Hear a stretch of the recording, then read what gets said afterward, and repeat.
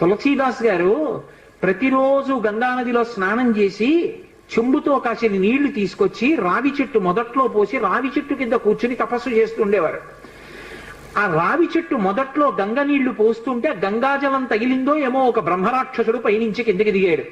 బ్రహ్మరాక్షసుడు అంటే ఎవరు అనుకుంటారేమో, వేదం చదువుకుని కూడా దొంగతనాలు లాంటివి చేసి బ్రతికిన వాళ్ళు బ్రహ్మరాక్షసులు అవుతారు.